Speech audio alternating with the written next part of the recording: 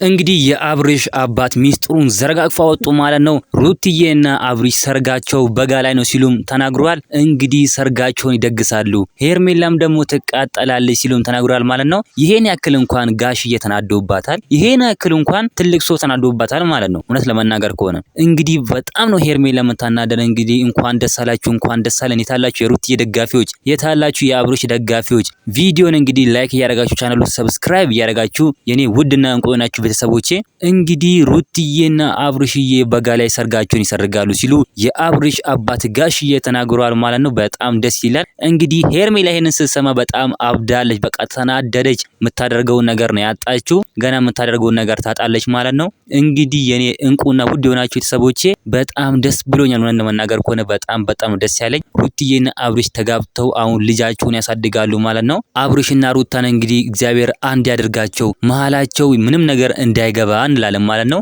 መቼስ ሄርሜላ መግባት አይቀርም። የሆነ ቀንም ደግሞ ትመጣለች። አሁን ደግሞ የሆነ ቀንም ደግሞ ትመጣለች። የዚያ ጊዜም እንደዚህ ማውጣት ማባረር፣ እሷን ማዋረድ፣ ልክ እሷን ሲያዋርዱ በቃ እሷ ተስፋ ትቆርጣለች ማለት ነው። በነገራችን ላይ ግን ተስፋ አትቆርጥም እሷ ሄርሜላ ተስፋ አትቆርጥም። ስለዚህ እሷም ተስፋ ማስቆረጥ ነው እንጂ ምንም እንትን ማለት አይቻልም ማለት ነው። ሰርጋቸው በጋ ላይ ነው ሲሉ ተናግረዋል ማለት ነው። እናንተ ምን ትላላችሁ? ሀሳብ አስተያየታችሁን ኮሜንት ላይ ማስቀመጥ እንዳረሱ፣ ቪዲዮን ላይክ፣ ቻናሉ ሰብስክራይብ ማድረግ እንዳረሱ። በሌላ ቪዲዮ እስከምንገናኝ በያላችሁበት የዓለም ዳርቻ ሰላማችሁ ብዝት ይበልልኝ። ደህና ሁኑልኝ።